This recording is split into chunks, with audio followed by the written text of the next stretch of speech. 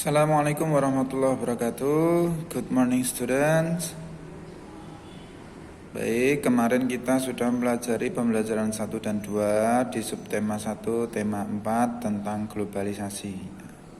Hari ini kita akan melanjutkan ke pembelajaran selanjutnya, masih pada tema globalisasi.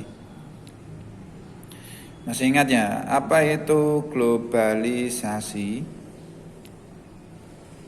Ya, globalisasi adalah proses mendunia.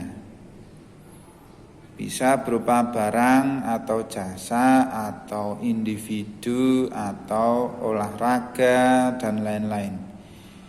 Proses mendunia. Nah, di halaman 22 ini di pembelajaran 3 pada bacaan awal ada bacaan berjudul Pencaksilat di Era Globalisasi. Nah, ternyata pencaksilat itu meskipun adalah seni bela diri atau olahraga asli dari Indonesia, ternyata sudah dipelajari di berbagai negara di dunia. Bahkan pencaksilat sudah mulai dilombakan di kawasan ASEAN atau pada ASEAN Games.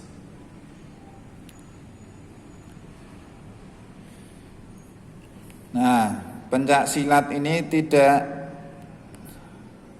hanya satu-satunya seni bela diri, namun di negara lain pun ada seni bela diri lain seperti kungfu di Cina, ada taekwondo di Korea, ada karate di Jepang, ada capoeira dari Brazil, serta Muay Thai dari Thailand.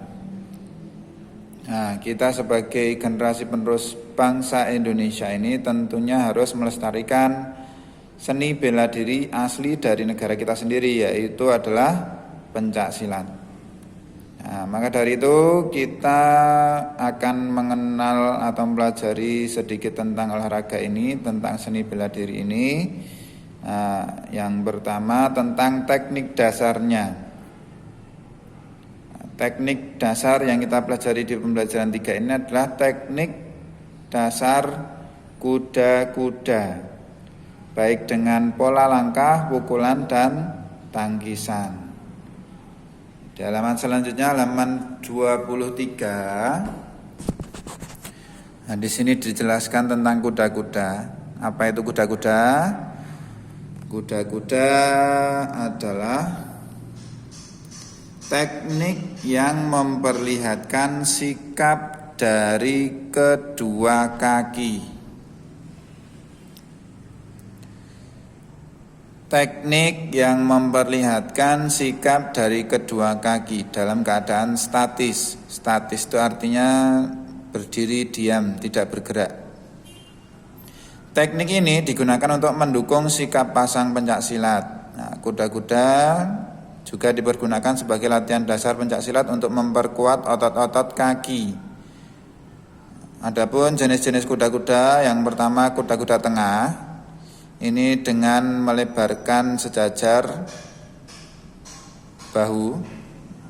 Kedua kaki dilebarkan sejajar bahu. Kemudian kuda-kuda depan, ini caranya dengan salah satu kaki berada di depan, sedang kaki yang lain berada di belakang, sementara berat badan ditopangkan pada kaki depan. Nah, yang ketiga adalah kuda-kuda samping. Kuda-kuda samping ini melebarkan kedua kaki sejajar dengan tubuh, sementara berat badan ditopang oleh salah satu kaki yang menekuk. Ini ada 3 jenis kuda-kuda. Kuda-kuda tengah, depan, dan samping. Supaya lebih jelas kalian dapat melihat gambar posisi kaki. Ini posisi kaki. A1 adalah kaki kiri, A2 adalah kaki kanan. C1, D1, C2, B2, C4, D2, C3, B1 itu adalah arah angin. Ya. Nah, keterangannya A1 D1. Berarti A1 itu jika diletakkan di arah D1, A1 kaki kiri diletakkan ke arah D1, berarti langkah lurus depan kiri namanya. Langkah lurus depan kiri. Langkah lurus depan kiri. Nah, ini diingat-ingat namanya aja. Kalau namanya depan kiri berarti A1 kan kaki kiri, D1 depan. Depan kiri A1 D1. A2 D2, A2 kaki kanan D1 D1 maaf ya.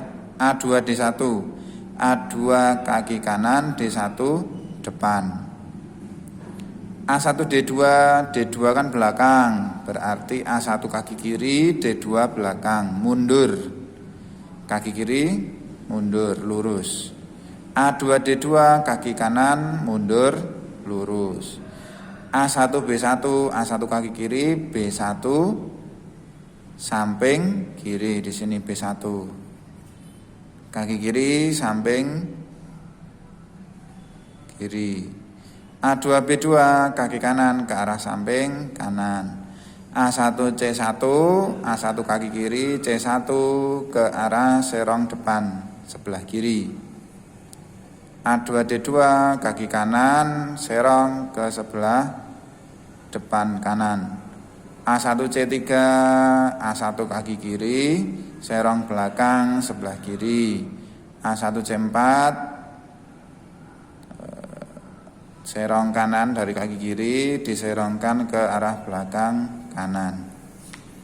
Itu tentang sikap kuda-kuda. Nah, ini ada sebuah bacaan panjang sekali tentang energi listrik. Bagaimana toh energi listrik itu kok bisa sampai ke rumahmu?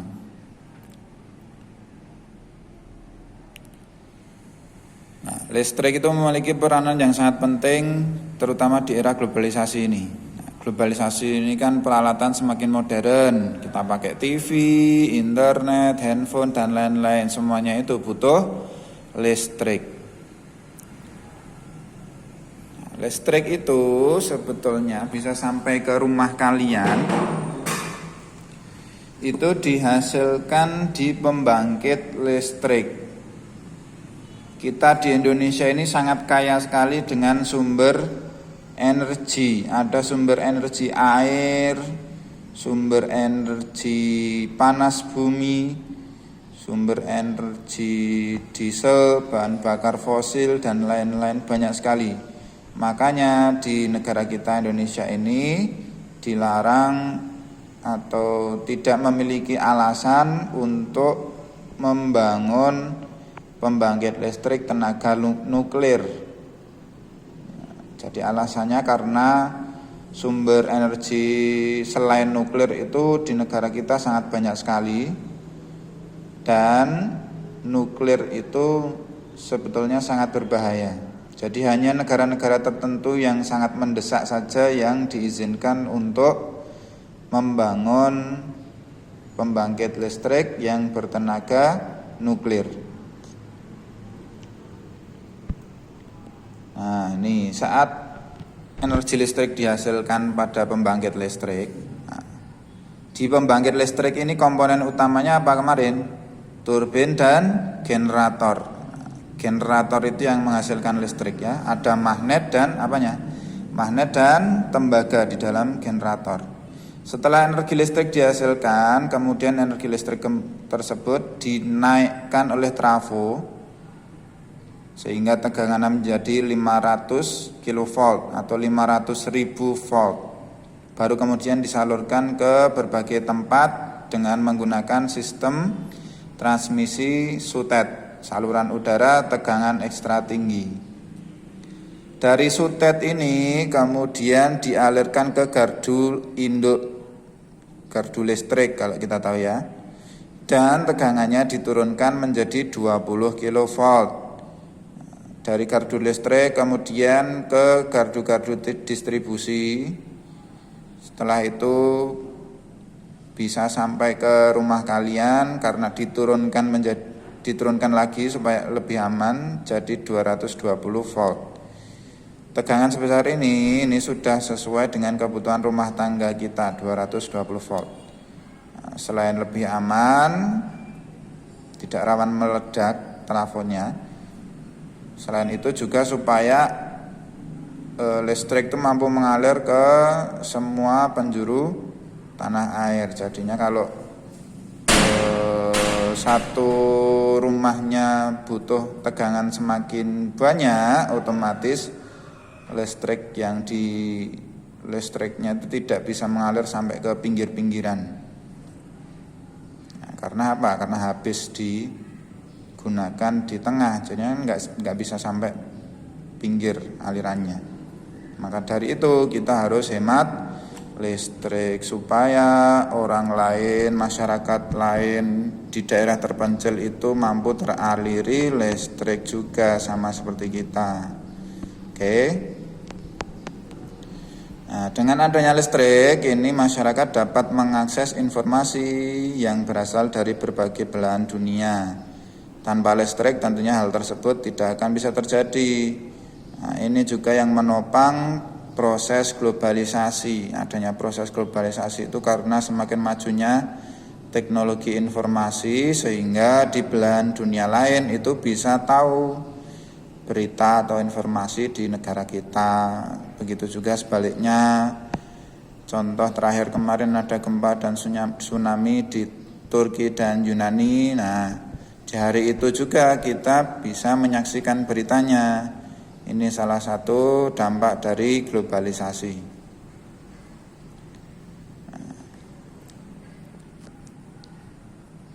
Kita lanjutkan. Nah, kalau kemarin komponen utama pembangkit listrik, nah sekarang komponen utama dalam proses penyaluran energi listrik itu apa? Ada sistem transmisi, sistem distribusi, dan trafo. Baik trafo step up maupun step down, trafo untuk penaik maupun penurun tegangan. Itu yang menjadi komponen utamanya. Nah, sebetulnya zaman dahulu itu yang menemukan sistem pembangkit, sistem transmisi listrik itu namanya Nikola Tesla. Nah, Nikola Tesla ini bekerja sama dengan Thomas Alva Edison untuk merancang dinamo atau generator sehingga dapat menghasilkan listrik. Bacaan selanjutnya, nah ini setelah Michael Faraday menemukan energi listrik, Nikola kemudian mengembangkan penemuan tersebut dan membangun pembangkit listrik tenaga air pertama di dunia. PLTA tersebut memanfaatkan air terjun Niagara di Amerika. Kalian tahu ya air terjun Niagara itu yang terbesar di dunia. Nah, maka sejak saat itu listrik pun menerangi dunia hingga sekarang. Nah, kita lanjutkan. Oke, di pembelajaran 4 masih tentang globalisasi. Di sini ada bacaan globalisasi dunia tanpa batas. Masih ingat ya, globalisasi adalah proses mendunia. Di sini nanti kalian baca sendiri ini tentang pengertiannya globalisasi itu apa, fungsinya untuk apa. Nah, contoh-contohnya ada di sini. Oke. Nah, setelah kalian membaca, kemudian kalian kerjakan nomor 1 sampai 4. Ini harus dibaca dulu. Dunia tanpa batas itu maksudnya apa? Apa yang dimaksud globalisasi? Pengaruhnya globalisasi apa? Kemudian kalian gambarkan secara visual bahwa globalisasi membuat dunia tanpa batas. Seperti yang Ustadz contohkan tadi di berita gempa bumi dan tsunami di Turki dan Yunani dapat kita ketahui pada hari yang sama. Padahal kalau zaman dahulu Nah, itu kan orang harus ngirim surat dulu untuk tahu keadaannya. Bisa berhari-hari, bahkan bisa berbulan-bulan. Semakin jauh jaraknya semakin lama. Nah, di era globalisasi tidak demikian. Semakin cepat sekarang.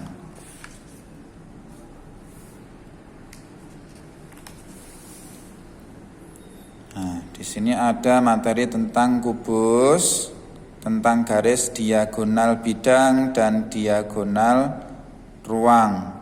Diagonal bidang atau diagonal sisi itu garis yang membagi dua sisi menjadi dua buah bidang yang sama besarnya, miring ya, biasanya diagonal itu miring, membagi dua sisi dari A ke C atau dari B ke D bisa. Jadi dalam satu bidang atau satu sisi ini ada dua garis diagonal. Berarti total semua sisi, karena ada 6 kalikan 2 berarti 12 diagonal.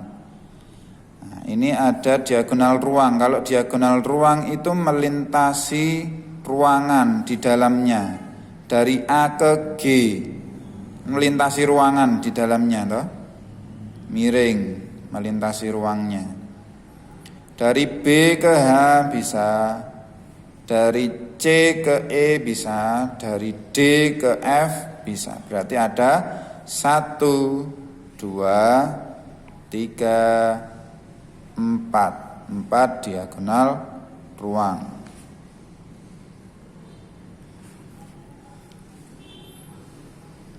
Nah, berarti tugas kalian hari ini mengerjakan halaman 30, 1, 2, 3, 4 dan kalian menggambar kubus di sini di halaman 35. Kemudian kalian cari diagonal bidang dan diagonal ruangnya seperti yang Ustadz contohkan tadi. Oke? Halaman 30 dan halaman 35. Selamat mengerjakan. Sekian dulu dari Ustadz. Wassalamualaikum warahmatullahi wabarakatuh.